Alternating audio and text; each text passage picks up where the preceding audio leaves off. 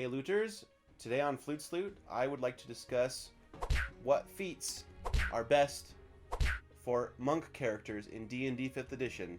Let's check it out.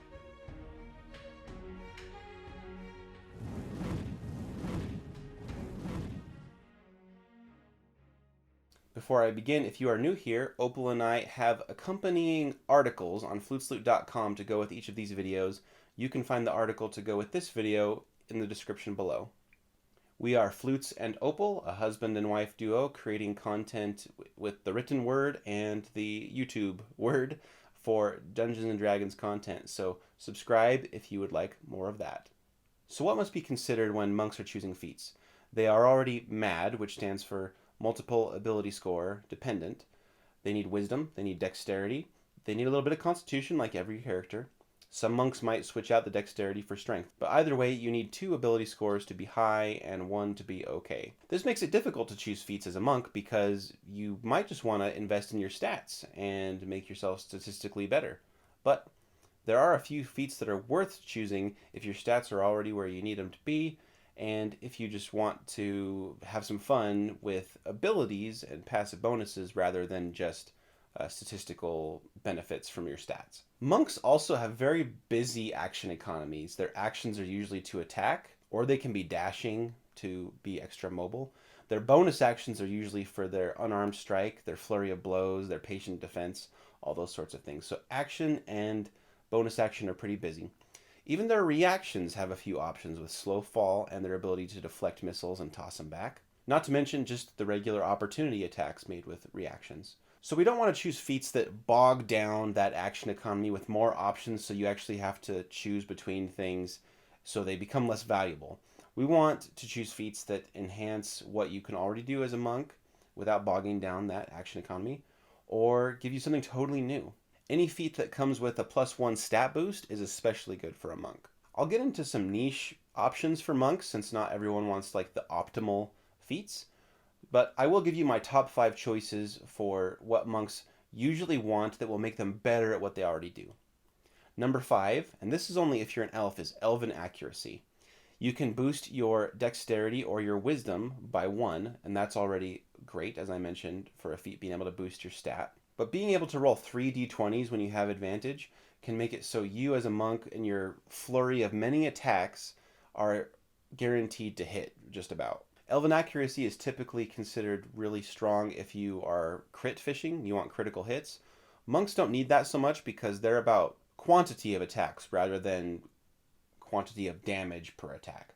And so critical hits aren't as important, but it is important to at least hit so that you can attempt stunning strikes and other important things. One of my top choices for monk feats will pair well with this because it does give you some incentive to land critical hits as a monk. Since it's a racial feat, I might not have considered it for my top 5, but elves are very commonly chosen for monks because of Wood Elves' ability to increase their movement speed and their stats before Tasha's when stats became more fluid, feeding well into monk dexterity and wisdom. And so Elven Accuracy is a comfortable 5th place for me. My number 4 pick is Fey Touched. It'll allow you to boost your wisdom score by 1, again, so important to boost your stats. But you also gain an interesting escape mechanism in Misty Step. Monks are already difficult to tie down, but if you do get grappled, you get stuck in some muck and mud, you're stuck behind a portcullis, you need to clear a large chasm, Misty Step can be there for you as just like a one-off choice. Not as important for shadow monks because they might just be teleporting anyway. But that's not all. You also get to choose a spell of divination or enchantment from any spell list and learn it of level 1. I recommend Bless, Hunter's Mark, Hex, or Gift of Alacrity. Bless is great at early levels and at late levels, honestly, if your team just needs some more support options. Gift of Alacrity is good because it doesn't require concentration and its duration is high enough that you can benefit from it. Hunter's Mark and Hex, though, are interesting because, as I mentioned earlier, you are trying to make a quantity of attacks with monks. And so the more you can enhance the damage of each of those attacks, the better. And Hunter's Mark and Hex do that, adding a d6 to all of your attacks. That ends up being 4d6 damage if you're using Flurry of Blows at level 5. Those spells can bog down your action economy a little bit because they use your bonus action to cast.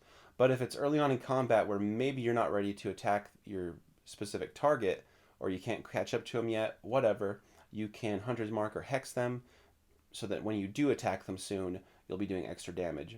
Hex is great for messing up grapple checks, because then you can make it so opponents have disadvantage on strength ability checks like athletics, or dexterity if you think they're going to use their acrobatics to resist your grapples. It's also good if it's a large opponent who is known to pick up and grapple you and your party, so that your party will more easily be able to get out of those grapples and restraints. My third choice for monk feats is Sentinel. Now, Sentinel is already a strong feat. I think most people know that. But for monks, it's important because your job, or at least what you're good at, and monks enjoy doing, is locking down specific opponents, whether it be the enemy wizard or a bruiser who's bad at their saving throws against your stunning strike, anything. You can make it so they are not moving when you opportunity attack them, and they can't just disengage from you. When you do this, their speed becomes 0, they're stuck right there next to you. This is going to couple really well with my number 1 feat choice, by the way. And so when you do that, you, with your mobilization as a monk, because you're so fast, you move around the battlefield to the right person, and if you get there before they are even able to move, they might just be stuck there. You also get the teamwork factor where you can attack as a reaction if your ally next to you is attacked by someone adjacent. So you can attempt a stunning strike on that as well to try to save your ally from more attacks if they were about to get put down by a big bruiser opponent like an ogre. Speaking of mobilization, my number 2, my second best monk feat is mobile, whatever you want to say. This feat boosts your speed by 10 just passively, which is great. That's like a permanent long strider spell. But the real thing you want is the ability to move away from opponents you've attacked without having to disengage. You won't have to get opportunity attacked. You're free to use your action to attack, and regardless of whether you hit, just the fact that you attacked them allows you to move away freely onto other things. So if you're up against some frontline Yuan-Ti slaves, you could pop them both in the face and then move away from them and go after the Yuan-Ti sorcerer in the background and start hitting them with your flurry of blows, potentially landing stunning strikes on any of the 3. Without the mobile feat, you might not be fast enough, there's that, but you'd also have to go wide around those thralls, those enslaved frontline fighters in front of the sorcerer. Or you'd have to use your action or step of the wind to disengage through them. But with mobile, you don't have to do either. You can just attack them and keep moving, and your action economy is maximized for the turn as you hit them all with your attacks and go for your main target. And then my number 1 pick for monk feats is Crusher, the new feat out of Tasha's Cauldron of Everything. This feat comes with a boost to your Constitution or Strength. Again, if you're a Strength monk, go for that, but you're probably going to go for Constitution. Once per turn, when you land a bludgeoning damage attack, such as with your unarmed strikes, you can push an enemy back 5 feet. No saving throw, you just push them back. This is going to come in handy in a few ways.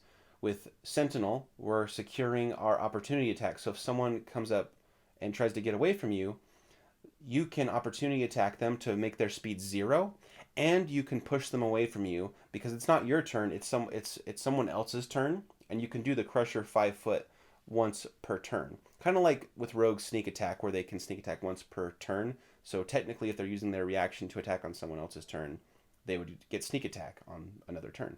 So Crusher, you can do it on your turn to push someone around, and then as an opportunity attack, you can push them away. That also means once they're reduced to 0 speed, if they were melee attackers, and you push them away from you, their speed's still 0. So if they don't have a reach weapon or some way to attack you from range, they now can't attack anyone, because they're far away from you, the one who stopped them, and whoever they were going to go for or where they were going to try to escape to, they're just stuck there. Crusher gives you even more teamwork in that if you land a critical hit with these bludgeoning attacks, your allies and yourself will be able to attack that target with advantage until your next turn comes around. That means if you have a paladin on your team or a rogue, you're setting them up for their big smites, possible crits, their sneak attacks, everything. And so Crusher just does it all. You get a stat boost that's important and relevant. It's Constitution, not your dexterity or wisdom, but still Constitution's important. You get to push people around for battlefield control or to knock them into hazards, like a cloud kill, a lava pit, a cliff. And when you critically hit, you can give yourself and allies advantage. It's just a really good feat that enhances everything monks are good at and that you probably want to do as a monk. And monks need all the help they can get. So with the top 5 choices out of the way for what I think is optimal, let's talk about some other choices that might be fun for you too. If you're a Kensei monk or you're just using the dedicated weapon feature from Tasha's Cauldron of Everything, you might be using range attacks more as a monk. That would be a great opportunity to use Sharpshooter. You could really increase your damage output with that until enemies get close, at which point you give them the martial arts Razzle Dazzle, give them the slam dance. You can utilize Patient Defense as your bonus action while you're laying down arrows from far away as well, because your bonus action as a monk is typically used for your unarmed strikes, flurry of blows, and if you're not doing melee attacks, you won't be doing those. If you're a Way of the Four Elements monk, you might want to have a few other tricks up your sleeve, like the telekinetic feat, where you can push enemies and allies around to help get them around. Obviously, there's other options for you, but if you are playing a Way of the Four Elements monk, you're already kind of feeding into your desire to be a bit of a spellcaster and a monk. And so even though the Way of the Four Elements isn't that great, you obviously like it enough to play it. So maybe choose a few other feats that are just fun. So telekinetic would be one of them. If you want to be a mage slayer and just go after all those spellcasters, you can get in their face, resist their saving throws really easily, and opportunity attack them when they cast spells.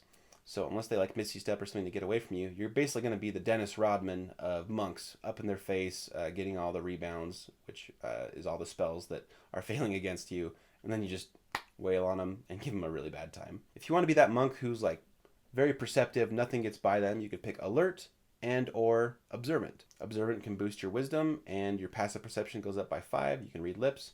Alert makes it so you cannot be surprised and your initiative rolls are going to be up by 5. All really important for monks. Not necessarily the best feats for monks based on, again, things we've already talked about, but it really feeds into if that's the kind of character you want to build, those are great feats for you. If you're playing a variant human or a custom lineage, you can get a feat at level 1. You could take Fighting Initiate, get a fighting style, and you can pick the fighting style of unarmed fighting. And you might think that's redundant, but it will turn your attacks as an unarmed striking monk into d6s or even d8s. And later on, when your martial art dice match that, making it irrelevant, you can switch out that fighting style because the feat lets you do that. So then you could pick blind fighting or something like that. So you could be like the monk Jedi character from Rogue One. Even though you're blind, you still kick everyone's butts. I don't think you'd be blind in this case, but if you're ever in a cloud of smoke or in complete darkness, you won't just be a sitting duck, you'll be a standing monk. So you can read about a few other niche feats or okay feat choices in the link in the description to my article on flutesloot.com. And we love it when people engage with us and talk to us. I often have my views corrected about different rules or concepts where I didn't consider something. And it's a great way for me to learn the rules and for other people to learn the rules too as we create a dialogue. And I mean it when I say, cast message in the comments below or on flutesloot.com, because we love engaging with our audience and talking through your concepts, whether you're a DM creating an encounter or a campaign idea, and you want to learn how to do D&D without classes or start at level 0, those sorts of things. We're happy to talk through them. Or if you're a character creating a backstory, we have articles for that too, and we love to talk through those things. We have a lot of resources to help you, and we love to talk with you because D&D is a lot of fun. And no matter how much you play D&D, it always feels like it's not enough. And so talk to us, and we can help each other out in that way. My article also goes over a few feats that I think some people might think are good for monks when they're starting out, but they're kind of traps that you should avoid. Because I think it's okay to pick feats that aren't optimal, but there are some that will just really make you feel bad if you didn't realize they weren't great options. So those are my recommendations for how to consider feats for monks, and my top 5 picks for what I think would make a monk really fun. I'll throw in a free short rest for you if you hit that subscribe button so you can regain all your key points to keep consuming D&D YouTube content all day or all night, whatever you're doing, or listening at work perhaps. Again, I'm Flutes saying ta-ta for now. Take care, adventurers. I'll see you in the next video.